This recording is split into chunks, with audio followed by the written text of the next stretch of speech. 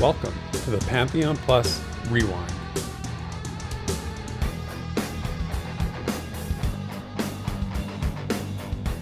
Hello, one and all, and welcome to episode number 76 of the Rewind. If this is your first time joining us, welcome, and get ready to catch up on all things Pantheon, Rise of the Fallen, the upcoming MMORPG by Visionary Realms, as well as always to connect with a vibrant community that's eagerly awaiting this game. On today's show, we're going to hit some of the points from the recently released October 2021 newsletter from VR. We're going to talk about a few things we love to hate in MMOs. We're going to answer a couple mailbox questions, and then we're going to read some very descriptive lore about a place in Wild's End. So put your devices on Do Not Disturb for about an hour, and join me, Theric, and my max level co-host Desrin for the Pantheon Plus Rewind. Well, Desrin, it has been a very, very busy week for me here. As usual, too much work, not enough gaming, and I am definitely feeling the burn a little bit, feeling a little squirrely. Can't wait to get caught up on some gaming this weekend. I got to get my levels in New World because I'm slow. I need to catch up with everybody. You know, some of the other Classes 101 folks are right there with you, though. So yeah, don't worry about it too much. You know. I know. Me and Sparrow, we're like the slow pokes. We go around gathering and crafting and just don't do anything that actually gets experience. It's just a ranger thing. Like, it is a ranger thing. Is that just ranger things? Sparrow and I need to make a video called Just Ranger Things or something. Oh, that'd be great. That would be fun. That could be really fun. It could be, yeah, absolutely. Anyway, that's how I'm doing. What's up with you? What have you been up to this week? Well, you know, it's kind of like the inverse, right? Like, I mean, I've had some work, but at the same time, my issue is the sleeping. I'm like a complete zombie right now. A few people I've talked to in the last few days probably know, like, I've slept at max like 1.5, 2 hours in the last like 4 or 5 days at a time. That's awful. And so I'm just like all over the place. So as I was joking about before the show, like cohesion may be at a minimum. Minimum. See, it's already begun. Speech, even speech is at a minimum. Well, hey, you know, it's not like this is a talk show or anything. But at least we do have some interesting things to talk about and hopefully inspire everyone else to think about and have fun with. Yeah, we'll keep you together. You'll make it. We only got an hour. You'll make it. Trust me. Anyway, let's talk about last week. We gave away a Legat pledge last week during this show, and I want to congratulate the winner of that pledge. That is Colin104, and Colin's been a regular listener to the show for a while, so it's awesome to see somebody like who's regularly there with us for the premiere to win the pledge, and they're going to be joining us in beta testing when the time comes. So congratulations, Colin! Awesome to see that. And we had the hype train rolling again last week. We had another big adventuring party. So here we are this week. We've got Shuriken on the Dwarf Cleric, Daimlos, I said it right this time, on the Darkmer Enchanter. We get Jason, our Scar-Beard Overlord, as always. Redbeard Flynn on the Darkmer Enchanter.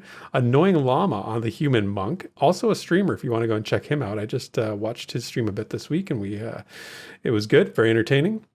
Joel Brown is on the Scar Shaman, and he's a first-time party member, so that's awesome. Great to see that. Yeah. And then we have our Patreon adventure party, and this is Ziplocks on the Darkmer Rogue, Sparrow on the Elf Ranger, and Bounty Code on the Human Wizard. So if you want to join the adventuring party for next week, be here for the premiere, for the YouTube premiere, toss a donation out, whatever amount, doesn't matter, anything. And if you're new to the show, put your Pantheon race and class there so that we can put it in the graphic for next week. And like I said, there's also the Patreon page is available though for now. Now, for those that want a way to donate outside the premiere, just an easier method, or maybe just want an alternate means of going about doing it. So just another option. Want to be flexible with that. So as always, we appreciate your support. The work that we do to make this show pales in comparison to what your engagement with it means to us. So we always appreciate that. And we do have a big show, lots to talk about this week. So Desrin, are you ready to engage?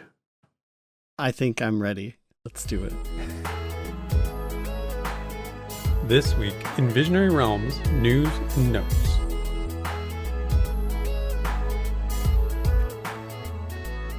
Okay, newsletter week it is. Always a good time when we get the newsletter, the monthly VR newsletter. We're going to dive into what this newsletter told us, discuss some of the big picture stuff that we learned. And we always start with everybody's favorite topic, the roadmap to alpha. So I feel like we need a theme song for this roadmap or something. Like we're on the road again. There you go. Hey, nice. Off the cuff. I like it. I was thinking like Willie Nelson, like on the road again, but maybe not. Okay. Yeah, whatever. Anyway, let's go over a couple of the main things that were talked about on the roadmap from last month. The biggest one is probably you're not surprised. The theme of the month has been the HDRP, the high definition rendering pipeline. And in the newsletter, they said work is ongoing to migrate individual assets, world props, character models to be compatible with the new HDRP client. And they also said work has begun to connect Odin, which is their content creation tool, with the HDRP asset streaming tech.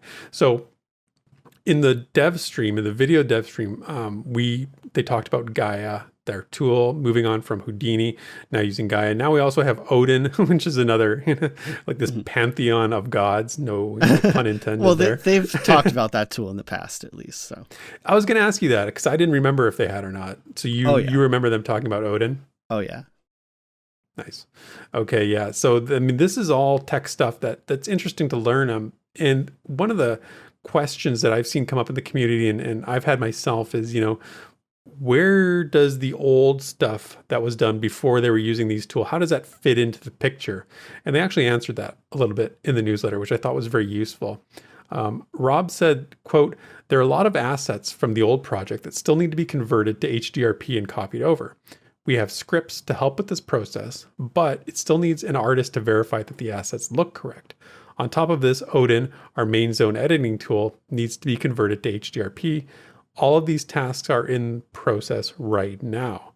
And then he went on actually to expand upon that a little bit later in the newsletter and said, we split the old project into 3 distinct sub-projects: terrain, game art, and code, which allowed us to optimize development time by focusing on the needs of each department.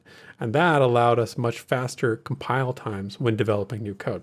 So sort of a interesting aspect of this whole HDRP conversion project when they were talking about how the old stuff fits in and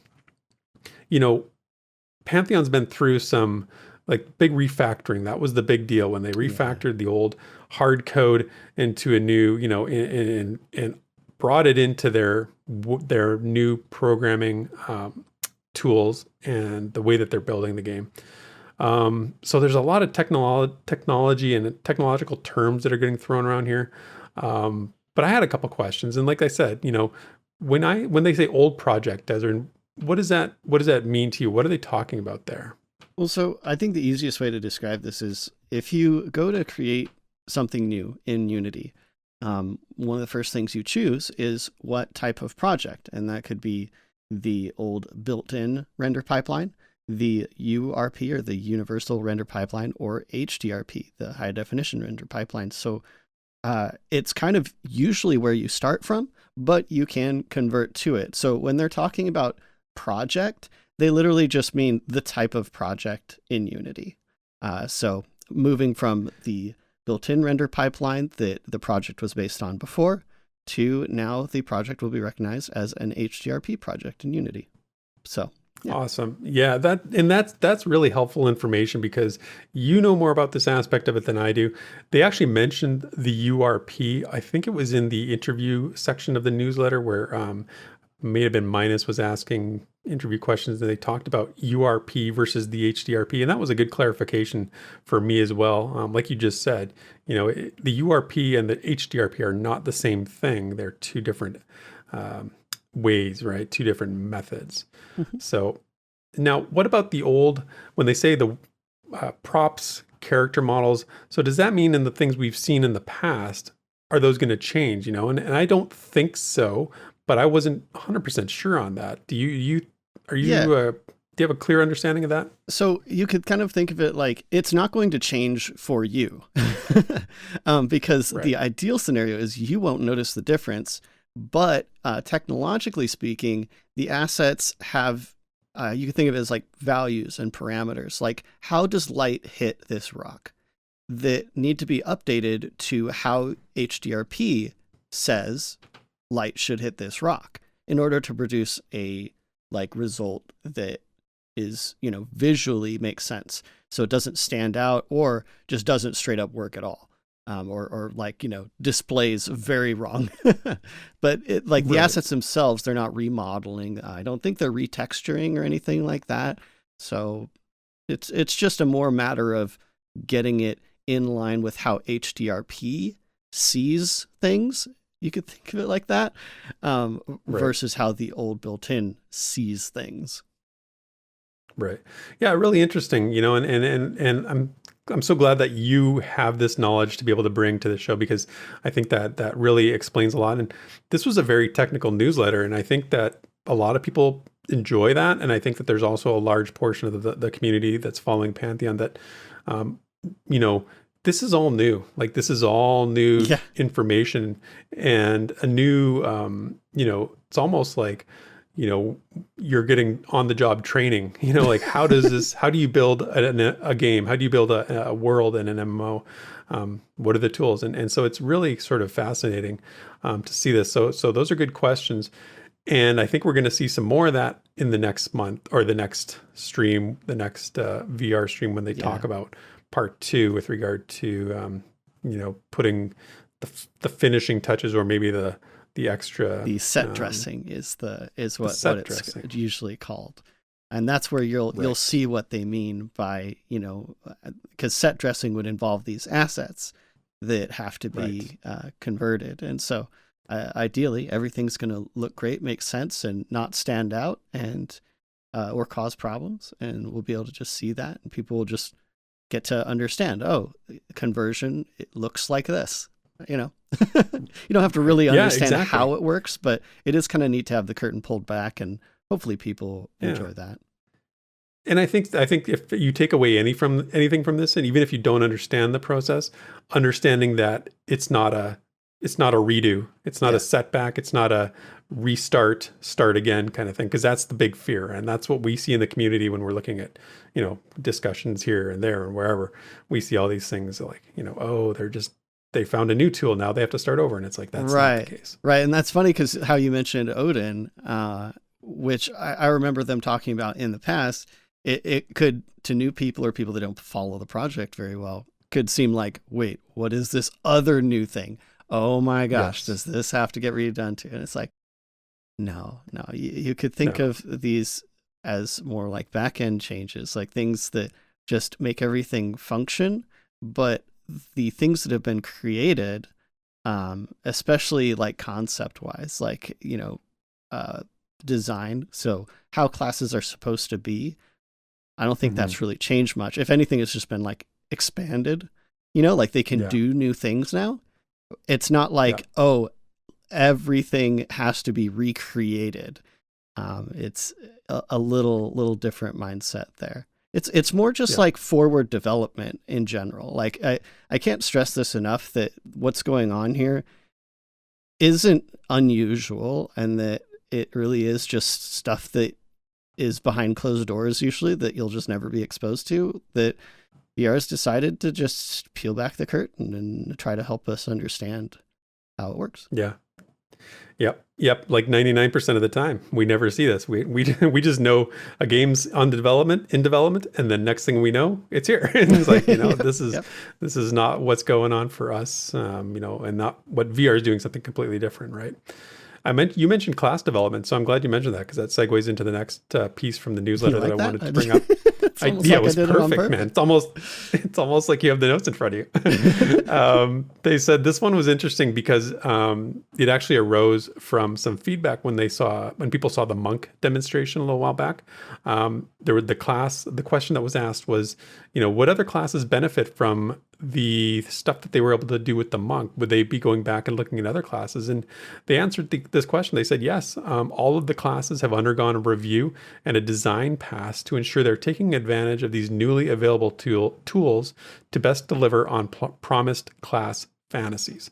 So that's awesome. I think that's a great way of putting it, right? Everybody has these everybody has an idea what their class is about, and if they can make it closer to that by implementing some of the tools or using some of the tools that they've been able to, come up with and are now using, I think that's a great question. You touched on it a bit with what you said about continual iteration. I liked how you said forward iteration. So it's not a matter of redoing a class or going back, but it's like, let's take this thing we can do and layer it on top or add to it. I always have that fear, a little bit of the fear of, the enemy of good is better, right? Where you're just trying to get something perfect and you end up, screwing it up, or you end up, sort of de-evolving it, I guess. Mm-hmm. Do you have that fear at all? Is that something that you have ever, do you think about that? I mean, I definitely think about that because, being a follower of the big giant Star Citizen, I am very familiar with the term feature creep. Feature creep, yeah. And so it's I think it's a valid fear because a lot of highly visionary leadership will often continuously move the bar higher and higher, or move us in a different direction because I'm kind of feeling this way. So I do think about it.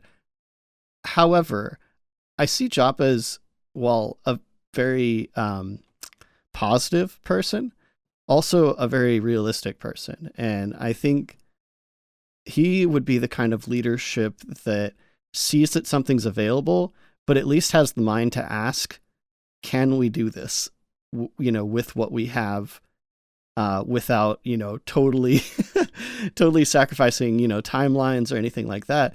But also, in a sense, if there's a way to make something better that doesn't ruin your timeline, that doesn't, cause a bunch of extra work, like, you'd be a fool not to, right? So I'm hoping for just more iteration, especially when it comes to classes, because you can only do so much after release, right? Without really pissing people off. And so, like, I kind of hope that, we'll be seeing class iteration all the way up until the point where they have to just cut it and say, hey, this is what it's going to be like at launch, pretty much, like maybe some balance tweaks. But, it would be silly if they come up with a tool that, allows, as a silly example, but, the charging up punch, right? It's like they can use that. Why would you use that just for that one ability if you could use it for something else to give it more like impact, more oomph, or, just make the abilities feel better? Why wouldn't you? Like, you're literally like wasting development time at that point because you made a tool or a system that only affects like this one ability. Like, no, you do not want to do that. Like, apply that to other classes constantly, please. Up until a point where you just have to cut it and be like, all right, this is, your classes are going to be this way now. But I hope until we get our last class, pre-launch, that they're still adding stuff.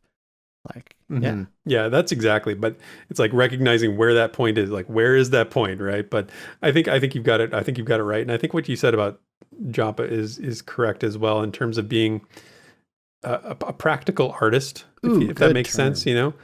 Not the artist who's constantly, doesn't recognize limits and recognize the realities or practicalities of a situation, but also not so practical as to not be not pursue a vision for something. Right. So that's a good way of looking at it, I think. The next part of the newsletter I want to touch on was the network overhaul. And I think this is the next big thing. After we get through the HDRP part, I think it's safe to say we're going to be hearing a lot about the networking overhaul. Here's the quote from the newsletter that how they sort of framed it. What they're doing is the development of a custom network solution to enable performant player concurrency and server-side calculations of the required scale of an MMORPG. So that's like the big picture. What is this network overhaul? What is it? What does it need to do? And here's some of the specifics that they talked about. And they gave us an update. They said last month we reported that work on our network overhaul was slated to begin at the beginning of October. Unfortunately, they've needed to push their target back to early November for the following reasons. Firstly, there was a compatibility issue that arose during HDRP implementation requiring coordination with Unity to resolve. And secondly, reprioritization of programming resources to support gathering implementations, planned combat revisions, and customer service functions.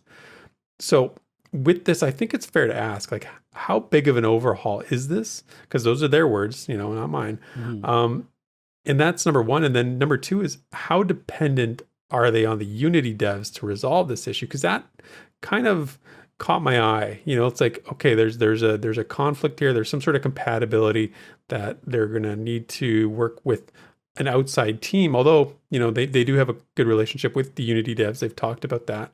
How difficult is this going to be, do you think? Well, a few things. So number one, I'm glad that they pointed out that they had a problem that they had to work through, openly. Even not being specific, but at least saying it was a compatibility issue, that kind of a thing. I think that's just really transparent, and I just like that. But as far as the question, it's really big. Like replacing networking for a game, especially for a game that already has a networking solution, is huge. But they've been planning for this for a long time. And like Kyle's been setting this up, as they put it, the hooks, right? For a long time. So this is really just kind of the final, I don't want to make it as simple as like flipping a switch, but this is kind of the final hurdle of the network overhaul, but a very necessary one. And it's so funny that they mentioned, they were delayed by an entire month. Like, or, we planned to do it in October, so we had to move it to early November. I mean, that's so minor. That's such a minor setback. So it's kind of funny to me they mentioned that. But again, very transparent. I'm just like, other indie projects that I follow will get delayed by major features for like 6 months. Like, right. And they're like, oh no, guys, we got delayed by a few weeks. But as far as like working with Unity developers, not to downplay their, relationship with Unity, but Unity does have a team that works with people that make games with Unity to resolve issues like this. So, right. I think that's a great point. I think it's important to point that out, because I just think in general, people don't really know that, right? They don't think like that. They think of it as a product, you purchase it, you use it, you're on your own sort of thing. Yeah. Like I'm going to have to get a t-shirt that just like, it's like the Pantheon logo and the roadmap, and it'll just say like, this is normal. And it's just, because I feel like I'm always saying that. It's like, they're just pulling back the curtain, but like all this stuff is just super normal. And nothing to be like alarmed about, I guess. It's like, I don't want to downplay people like pointing stuff out that might be problematic, like replacing networking like this far into a project. Yeah, it is a big deal. And if the entire project was funded and staffed and laid out from day one, they wouldn't have had to do this, most likely. But this game has been an evolution. It's been a road of progress, and a little bit of failure and a little bit of oopsie, but it is a forward moving project. And if they're going to be stuck on something, like I think generally we would all agree, we'd rather the game happen and be good after getting over hurdles, especially when it's Kyle's baby.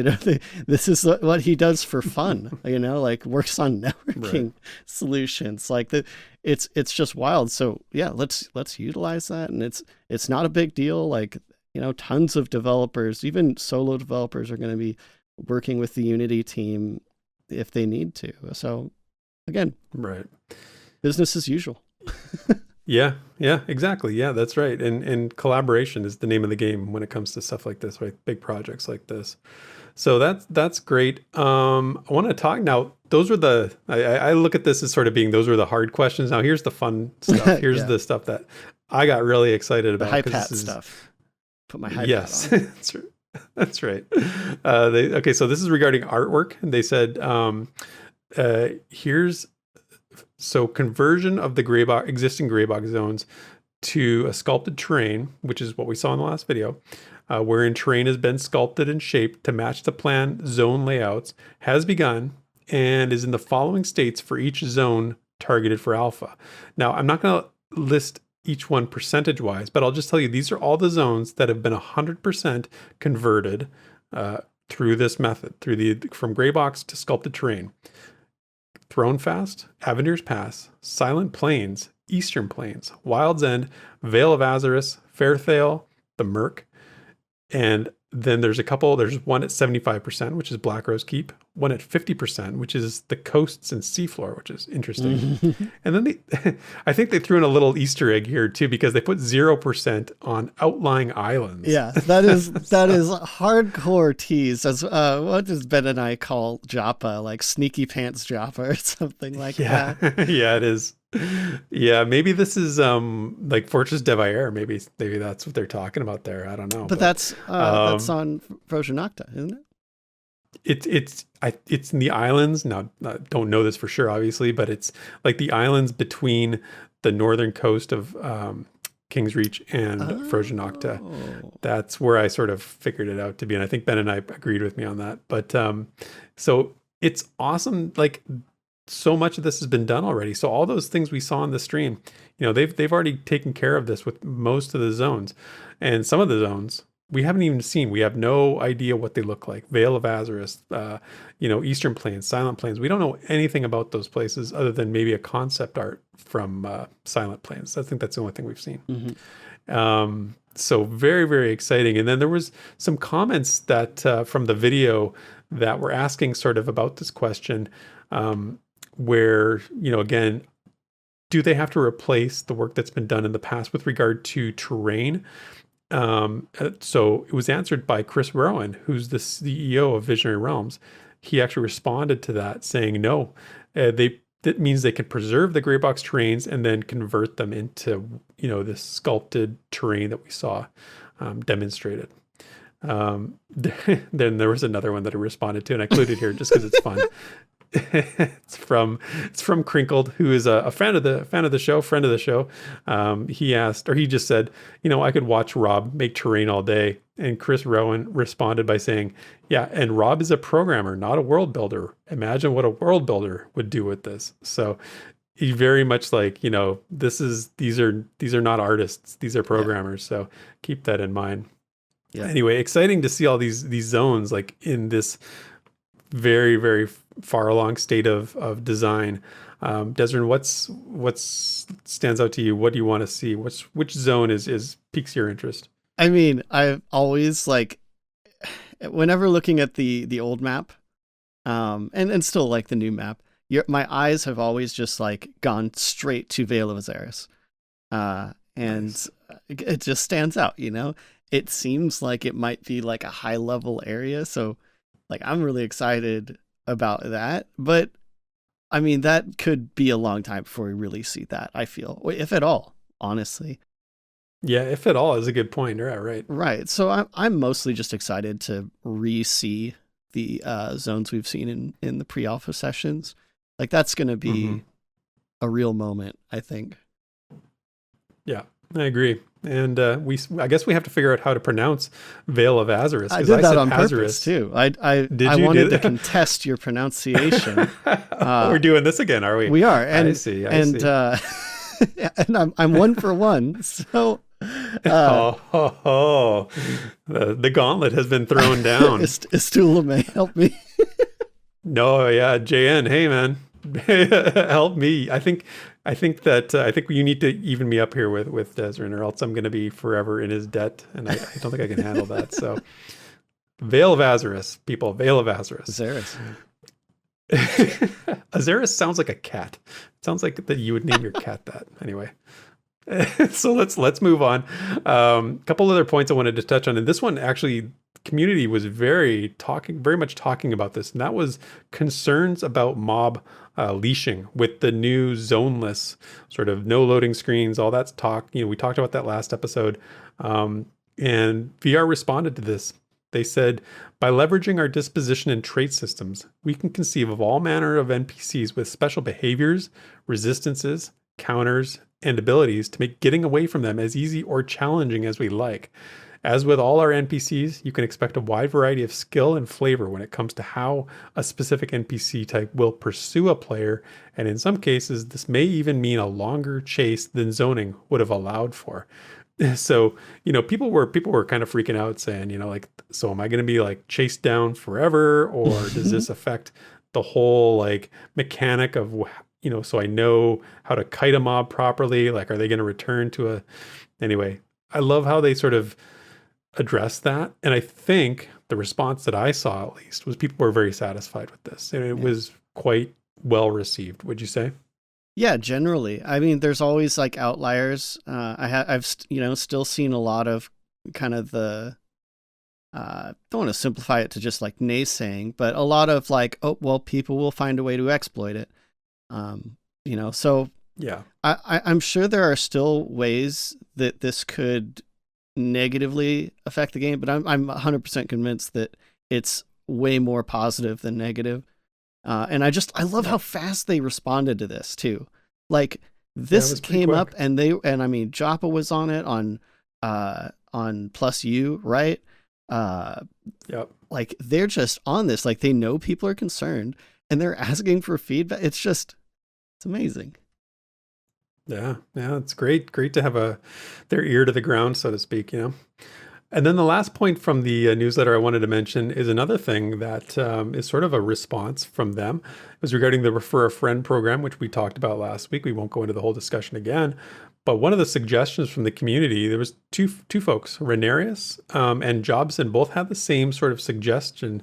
And that was, they basically said, what if, the person, the referee, the person who is newly pledging, also got a reward as part of this program, right? So they go to pledge, they name the person that referred them, and then could there be something added in to, incentivize their pledge as well? And Kilson responded to this on the forums, and he said, it's a good idea. He said he discussed this with the team, and they're actually talking. They agree, and they're looking at adding a few incentives for the person receiving the pledge. So kind of cool. Kind of just adds another thing into it, another reason to participate in this. Yeah. And like you said, I don't want to highlight the naysayers of this program, because we did that last week. We're not going to do that again. But I continue to see it, right? I continue to see like these tweets and stuff like that. And I just hope that people can, see how responsive they are to concerns. So right. What were you going to say? Well, I was just going to say that, like, I'm pretty sure we were talking about the like mutual benefit kind of refer a friend programs. And Yeah, and I think it will, if they do this, I think it will prove to make the program more successful, as in more successful, like bringing more people in. But I have to validate at least the opinion that, now that there are, if they do put benefits for both parties, it does make it adds another layer of complexity to figure out how to make it not exploitable. So just want to like validate that is a challenge that they're going to have to face for sure. However, like you said, look how responsive they're being. Like they are listening, and they're going to try to figure out a solution that really works. And so we'll see what they come up with. I'm really excited about it and really happy that they responded again. Yep, absolutely. And as always, let us know what you think about these things. We are not, you can have a different opinion, and, we may have opposite opinions on these things. But that's, we're always open to discussion. We had a great chat going last week during the premiere about this. And I think that, there were some back and forth opinions, and, we're always up for it. So, we're not scared of discussion or anything like that. So I encourage folks to share their opinions on these things. So that's it for the newsletter review. I do want to give a quick update on us here at Pantheon Plus. You'll see on the screen we've got our weekly schedule up right now. And Desert, I'm gonna highlight you a little bit here. You see on Monday, you are joining Drac for his midnight stream, midnight Eastern time. Yes. We won't get into the time zone thing, but you're going to be playing some League with Drac. Yep. After a long time not really playing much, it's going to be really funny. I think if you want to see a blind guy play a competitive esport game.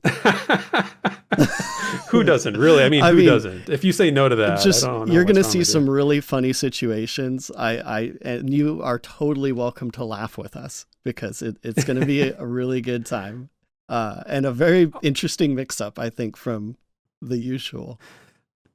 I might have to stay up late to watch this one or maybe I'll get my son because he plays League, so I'll get him to log on and see if he can't find you guys and challenge you guys or something like that. Get in judge queue. Us, maybe. Heavily judged. So that's on Monday, and then you can see we've got our schedule again. We've got another article from Wizen coming on Thursday, all about the dwarves in his journal series. And we have a video from Redbeard Flynn coming on Friday, and Crowsinger with some more fan fiction coming on Saturday. So another jam-packed week full of Pantheon stuff, Pantheon fan content. So hopefully you can check some of that out. And that is it for this week's VR News and Notes. When the Pantheon community speaks, we listen. So let's dig into the forums and fan projects to see what the discussion's all about. All right. Kind of knew that with the newsletter this week, we'd have a lot to talk about. So today, as always, we're just going to kind of tackle a more lighthearted matter for the discussions, I think, and just have a little bit of fun. And this is a bit old now, but, you know, who's to say everything on this show has to be from the last week, right? Nobody. It's our show. It's our show, dang it. That's right. We're going to cover the officially posted on Twitter hot topic, the experiences we love to hate, asking, do we have any MMORPG experiences that we love to hate? As in, you know, they hurt, but we still enjoy it somehow, right? Yes. The masochistic experiences of MMOs. What are they? Let's be real. Like anyone that plays MMOs, we've all got a little bit of masochism in us. A little. Absolutely. Hard to argue with that. But we'll start with Basgrim's response here. So he says, MMORPGs should have challenges that seem miserable for a time when you're in them, but are that much more satisfying when you overcome them. Death penalty is a good example of something I love to hate. It sucks when it happens, but it teaches you things, and that's important. And yes. Yeah, I love that you referenced the you had a note here for referencing the 101 stream where Choppa was joking. That was the best, right? Wasn't that the best moment where we were playing New World, we were doing Amaran excavation, we were at the boss, and we were getting our asses handed to us, basically. We were not, we were learning. Let's put it that way. Yes, it was the learning phase of the boss. Yes. And like 2/3 of the way in, you know, we're getting a little frustrated, not turning on each other or anything like that, but we were, you know, we didn't know what to do. And then Joppa jumped into the stream and said, hey, what would you think about having a death penalty in corpse runs at this moment? It was really interesting because in the moment I was like, oh man, that would be harsh right now. Harsh to have this really hard boss that you didn't know the mechanics of and then have to do a corpse run. And so I was a little bit, it struck me in the moment, but upon reflection, I look at it now and I think that because we did end up beating the boss and I don't feel a need to go back and do that boss again. I feel like we kind of did it. But if there had been a death penalty and we were, you know, forced to really, you know, make strategic adjustments from a how we approach it standpoint, not necessarily in the fight, but how are we strategizing ahead of time? I think we maybe would have done a little more of that. I don't know. What do you think? I completely agree with you because like when you ramp up the fear of loss or hardship, it changes how you approach a situation, right? Like, because there wasn't really much of a problem with us just kind of throwing ourselves at the boss and figuring it out, it didn't feel as, I mean, it still felt good to learn the boss, right? Yeah. Like, it still felt good. Yeah. But the chance of failure is just like so low. Minimal. Yeah, I mean, almost nil. I mean, you're just going to go back to that spawn point, the checkpoint stone, which is right outside the door to the boss's room. Right. You know, there's no real risk, you know, really. I mean, having said that, though, I've mentioned to you that in the third dungeon, the first time I did it with a group, we did not complete it. We got to the last boss. We could not continue. We ran out of potions. We ran out because you can't just like trade in dungeons. Anyway, but it did make me, next time I approached that dungeon, I came with tinctures, coatings, honing stone. Like I loaded up because I was like, I am not failing this again. And I feel like that's kind of how you would end up approaching a boss in like Pantheon, where it, you know, we know it's going to be like a slog through a dungeon maybe to get to a boss. We're not going to just throw ourselves at it. We're going to have some sort of like contingency. It's just going to be a lot more interesting, more than just like we can just more or less like observer mode and just like watch what the boss does while we die. And it's like, whatever. Hey, look, we saw him do that mechanic, where in Pantheon, it's going to be like, all right, let us remove all of the factors that could lead to failure as possible. It's just going to be so much more like exciting, I think. Intense. Yeah. I think it's going to, and that battle was pretty intense, but you can take that up so much farther. You can just crank it up so much farther and so much more interesting if you have real consequences, right? Real, potential serious consequences for not being prepared. Yeah. So yeah, love to hate it, but definitely necessary. Yep. We're totally in agreement on that one. And the next one we've got Angus, who says, being surprised and challenged, stunned at the worst time, or an inopportune fizzle. Sometimes the best experiences aren't scripted. So, man, what a good line. Ain't that true? What a good line. Yeah. And I do love that he followed, like, right before that, he talks about fizzling, which is another kind of like big topic that people have opinions on. But he ends it with this just banger of a line, so you can't even like question. It's like, I guess I'll fizzle. I guess I'll fizzle because that was just so good. It fizzles, man. That's something that we just forget about, but we haven't seen that in so long. Like that is such a potential backbreaker, you know, when your spell can just fail, you know. Everything that you do, you're trying so hard to play your class, you know, well, and do the right things and be optimized, and just to have something just fail, no matter what you've done. You know, it's funny because that's exactly what the kind of inopportune thing that you're not going to prepare for. You're not going to try. You can't really mitigate it.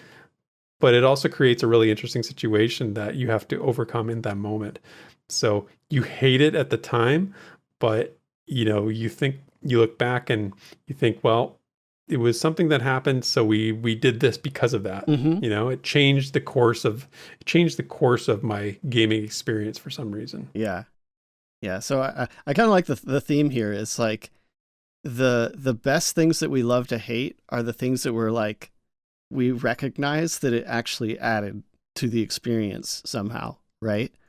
Right. Yeah. Now, the next one from Locker Snap here mentions keying for dungeons. They say, I hate keying all of my alts, and sometimes it's long and grueling, but it does make the dungeon more grand and a bigger accomplishment. So I immediately thought of EQ2 because this was really my first real experience to dungeon keying. And we're talking, you know, shortly after release here. where that was still a mechanic. Because I actually remember when they took out, like, I think most of the original key, they didn't take out the quest. Like, you could still do the quest, but the process, you could just like go into places. And I remember hating that because, well, you know, I had done all of these access quests, as they called them, had, you know, fun, or they're, like you said, grueling. But I had that sense of accomplishment. Like, when I'm in this place, I know that other people that are here went through a similar trial. And it does make it more of a accomplishment. And it's like, yeah, it's a pain to do on alts, but like, why should having like 10 characters just like inherently ease an experience like that? Because they are separate characters, right? So like, unless there's like a reason. Yeah. Anyway, I'm tangenting a bit, but like, I do miss the access quests quite a bit because it slows down progression, which again sounds bad. Like you kind of hate it a little bit. I remember, you know, when they had the class system in EQ2 where you had to do your next quest to like level even when you choose your class, your subclass and all that. But God, I miss that. I actually super miss that because now you just like bury your head in the keyboard until you're max level. And you just do it all at once and it feels really not special. And so it's like some of those gating mechanics that made us stop for a little bit. Yeah, it could get annoying because it's like, I want to go further faster, but I actually love them because of how they did make me stop. Like, yeah, sorry. No, it's okay. I'm you're getting me excited for it just talking about it, because these are the kinds of quests that I love. These are so not your standard quest. You know, these are always interesting quests that the reward is not some generic piece of equipment, you know, or some handful of gold. The reward is you get to do content. Yeah. That's awesome. You know, what better reward is there for a quest than unlocking new content? I think it's a thing. And, you know, dungeons are premier content in a lot of MMOs. And if you have challenges you have to overcome just to get into them, it gives them prestige. You know, we talk about player prestige. What about content prestige, right? I think that's really important. When I feel way more engaged with content when I know that not everybody else can just walk in here and do this. And I feel more connected to the people I'm doing it with, because you talk, like you said, you know everybody else there had to do the same thing. So I feel like we've been through the same struggles. We've overcome the same obstacles to get here, and there's a bonding in that creates with your fellow players. So, and you know, if it's difficult, man, like that's it's not worth it if it's not difficult. There's no point in doing it if it's not difficult. Then it's just a waste of time, right? Yeah. So I don't want to come off like I'm saying Locker Snap. Like, they're saying they love it, they hate it, and they love it too. So I know that they're not complaining about it. They say it does make a dungeon more grand and a bigger accomplishment. I'm totally agreeing with them. It's you know, having alts is not a thing that I have to deal with because I don't really do the whole millions of alts thing. So it's a pain in the ass. Desrin 1, Desrin 2. Yeah. No, remember Desrin Bank or Desrin Mule? Desrin Mule 3? Desrin Mule, right. I forgot about Desrin Mule. Yeah. Desrin Mule will live again someday. So, yeah. That's a great point, though. I really liked Locker Snap's point of view there, and I think we both agree with it. Yeah, good call out. And then lastly, this had to come up, right? Yeah. Kill stealing. And this is from Robert Lee Barrows, the one that mentioned this, just kill stealing. Man. Yeah. So go ahead. Yeah. I mean, this one's more hate than love for me on this one. I mean, it's tough to say, oh, that was a great time when that person stole that mob from me. You know, when you're really masochistic. But, yeah, really, seriously, you are a hardcore masochist. But there is one thing I'll say about this that I do enjoy about it, because when I'm scared of somebody stealing a kill from me, it forces me to be extra aware of what's going on around me. Especially if I'm in an area known for kill stealing. It's actually, sorry, I got to keep referencing New World because it's just what we're playing right now.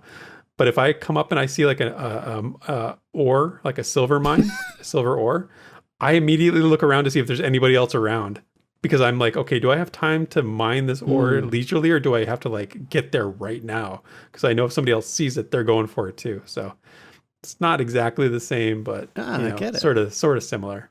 Yeah, actually. I mean, and it is frustrating when that happens. Like when you go through work to get somewhere, I'm talking about like other games where like you would have to like clear an area to get to like a boss or something, and someone just like rolls up through the area that you just spent like 15-20 minutes clearing and then just like tags the boss. Oh my gosh. Yeah. It does not feel good. It does not feel good.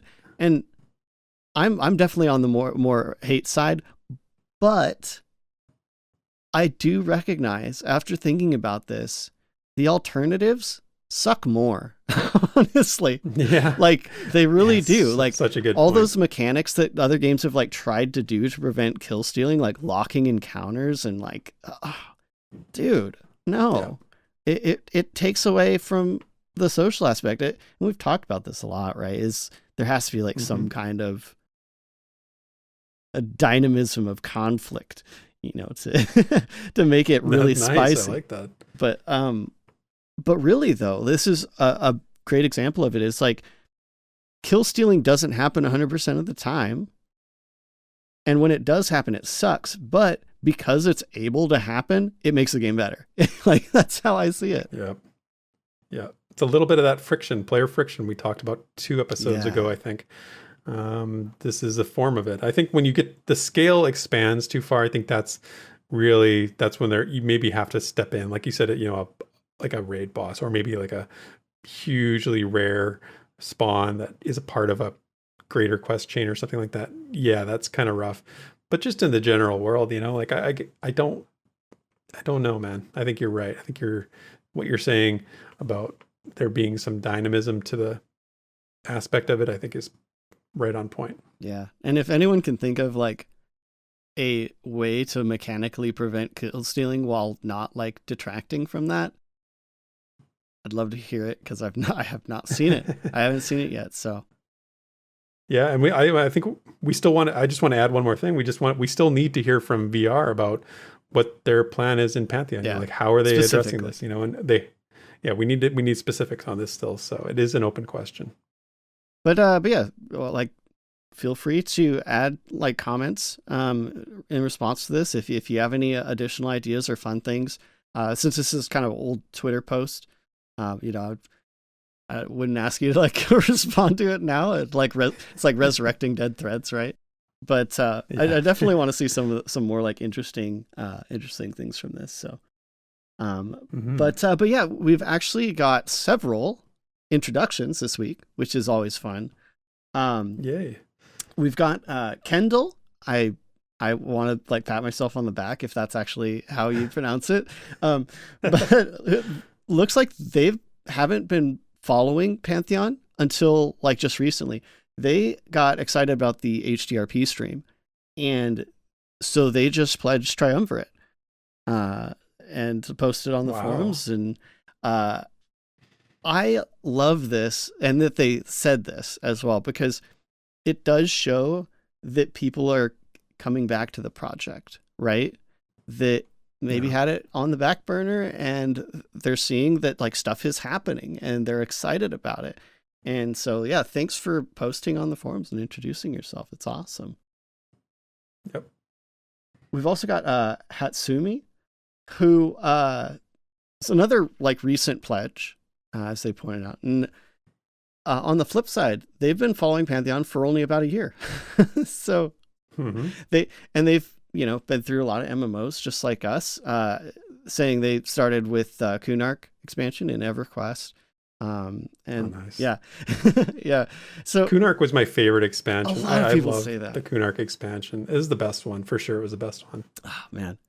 But yeah, so two sides of that coin. It's like people are showing up. Love it.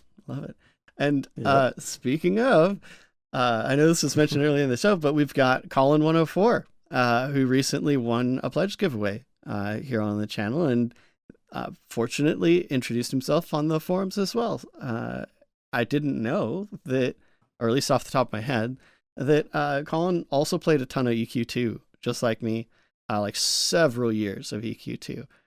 So always fun to have more EQ2 brothers. So you know what I'm talking about with access quests and, and all that stuff. Betrayal quests and all these shinies items. And, you know, yeah. But yeah, feel free to welcome all of them to the community on the official forums. This is all going to be in the introduce yourself section. Or, you know, if you want to make it easier on yourself, I do have the links in the description below. Because it's just always fun to pile on into the introductory forum, you know, make people feel really welcome. Absolutely. Lastly, I wanted to point out MMO Games did a article, a great article, on Pantheon kind of separating itself as going above and beyond to emphasize the social experience of MMOs, and I thought it was really well put together. And same author that does a lot of the great, a lot of the great Pantheon content. It's Alex Sinclair Lack. But I thought this was so fun because he even quoted Nathan in the article. And, anyway, it's a great read. You know, all stuff that kind of we're all super on board for. But you know, if you're new to the project or you just want like a really great article on the meat and potatoes of what kind of drives a lot of Pantheon outside of, you know, a classically themed MMO, it's a great read. So highly recommend it. Yeah. Yep. It's a good review of the fundamentals, the tenets, and the reason Pantheon is a thing. So I recommend it to everybody as well. Right. But that looks like it's going to be it for the community discussions and other stuff. Mail on a Sunday? That's right. Let's check the mailbox. All right, mailbox time. We got a couple questions. We'll just give a couple quick answers on this. And the first one now, Colin 104 is the star of the show today. Really? He's getting mentioned for a third time now because he asked a question in our Discord under the Rewind Questions channel. It's a pretty quick answer, but his question is there any word on guilds? Will there be guild halls or anything special VR has mentioned that will make their guild system more unique? So the really the only answer is in the roadmap to alpha, they have talked about having a design, approved design for the guild system that they want. They have talked in the past about how they want guilds to be very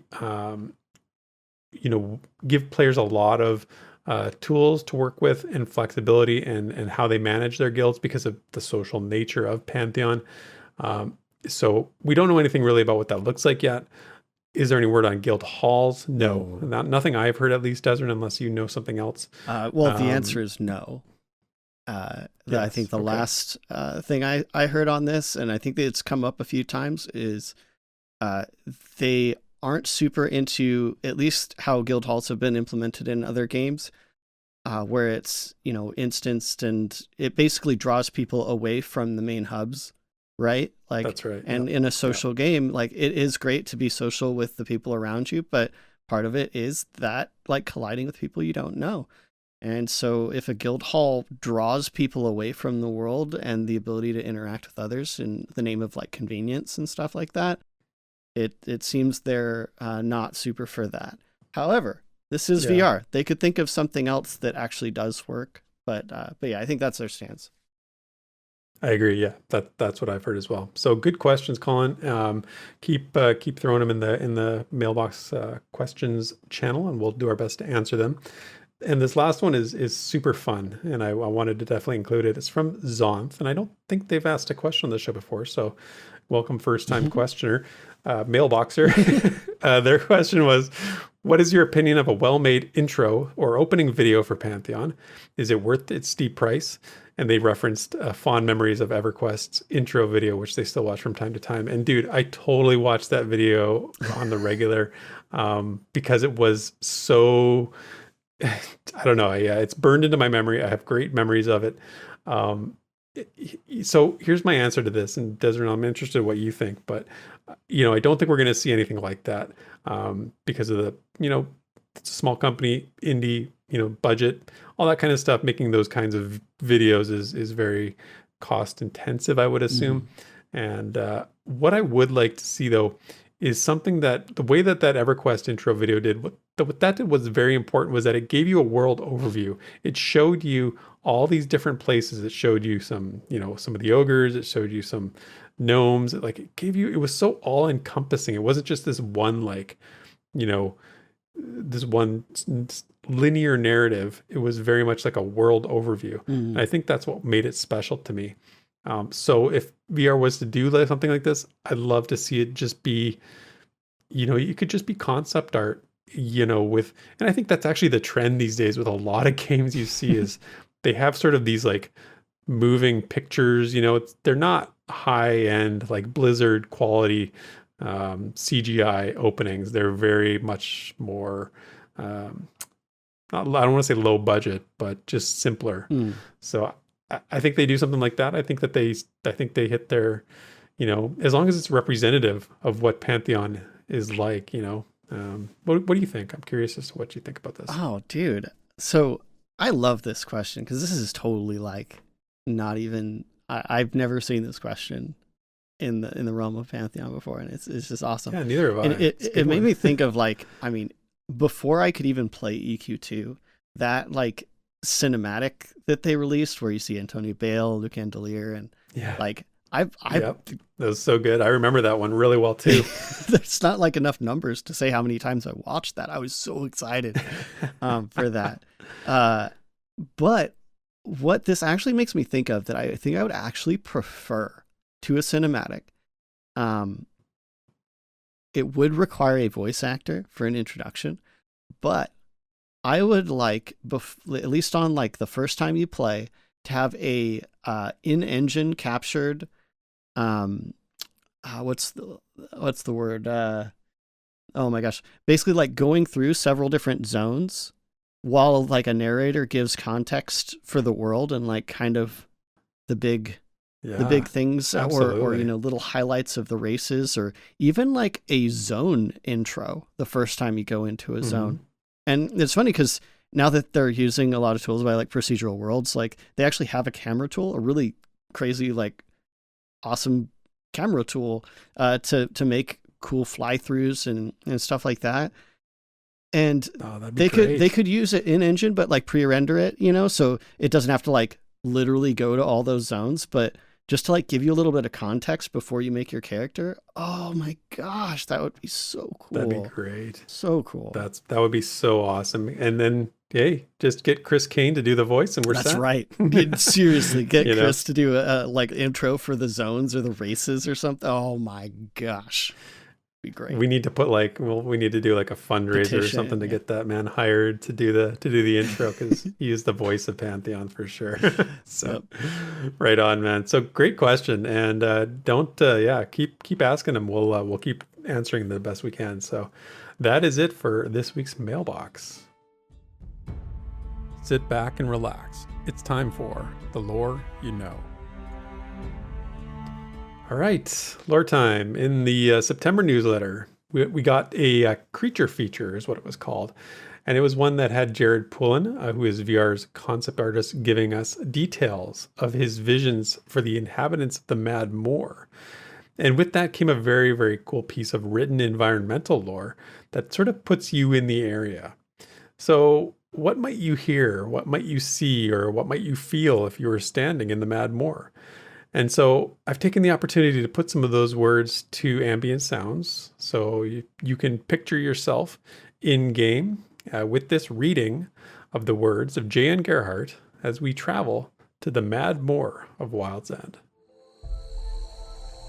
As the pristine jungle waterways of Sohireth thin into shallow, silty delta, bleeding out to become the fetid marshlands of the Mad Moor, it is the odor that first assails your senses. The reek of the bog carries long over the expanse, a blanket of filth visible to the naked eye, a pestilent shroud to still the breath of man and beast. The scene breaks upon the mind as a scourging wave upon a broken coast. Writhing husks of hollowed bog shoots, the tortured forms of Shrivewither frozen in anguished repose, and the cadaverous remnants of once living things stretch on in ruinous desolation. Twisted silhouettes in the fog that seem to cry aloud, tormenting the sanity of men. The muck stirs. Perhaps you are mistaken. Was that movement? No? Perhaps the swirling of noxious vapors as something unseen parted the dense miasma like a veil? Only there is nothing. Nothing perhaps, or maybe something. Yes? No? Yes? The very moors hold their breath, and so do you. Something shrieks afar, off across the wastes, shattering focus and rending the fibers of your nerves, now sprung as loosed piano wire. And then nothing. The nothingness of pregnant silence. You swear the filth beneath your boots just heaved with the collective heartbeat of a myriad of microorganisms. Silence. And then a sound. That sound, as the terrible chittering of unnumbered flesh beetles clamoring for prey in fearful concert, and the rattling of marrow-leached bones all at once. And the chorus rises, vibrating with that chilling, fevered harmonic resonance to an ear-splitting ululation, paralyzing the wit, deafening your limbs to the heart's enterrored cry to tear off into the swamp for your very life. Only shattered nerves will no longer obey the command to flee. Chitinous limbs, as hollow reeds packed with crab-like flesh, tremble with a frenzied violence, their sinews dressed red as scarlet vibrating at high speed, producing that peculiar oscillating sound, the herald of death to all who hear it. All courage flees as silence returns, and the mad Moor exhales the rancid stench of her long-bated breath. It is in silence that the segmented horror rises from the mire to pierce you, and the attack comes not from below, but from concealed heights above. And that's the lore you know. All right, Desmond, that brings us to the end of episode 76. And I know you were tired today. I'm a little tired myself, but I think you stayed together. You coalesced as the episode went on, and your zombie was down and your human side was up. So I'm very impressed with your abilities. It's easy to stay alive as you're talking about cool gaming stuff, right? Like, yeah, stay awake exactly. for that. Yeah, absolutely. So thanks again for always standing here with me and co-hosting the show. You're a pleasure to work with. And thank you everybody else for coming out, supporting the show, and hanging out with us today. If you're here for the premiere, if you're listening on audio, thank you so much for your time. We really appreciate it. Whatever your platform of consumption is, however you're getting this content, whatever it is, leave a rating, review, leave a thumbs up, subscribe, turn on notifications, all that good stuff. You know what to do. I don't need to explain it over and over again. Helps build the community, brings folks to Pantheon, and in the end of the day is going to make this game all that much better. So thank you, everyone. Have a great week, and we will see you next time. See you, everybody. Thank you for listening to this week's episode of the Pantheon Plus Rewind. Pantheon Plus is not affiliated with Visionary Realms. Be sure to check out our Twitter, Twitch, and YouTube channels under the name Pantheon Plus. You can follow Theric at Pantheon Theric on Twitter, and Desrin at DesrinDoes also on Twitter. And you can stay up to date with all things Pantheon at www.pantheon.plus. Until next time, cheers, and thanks for listening.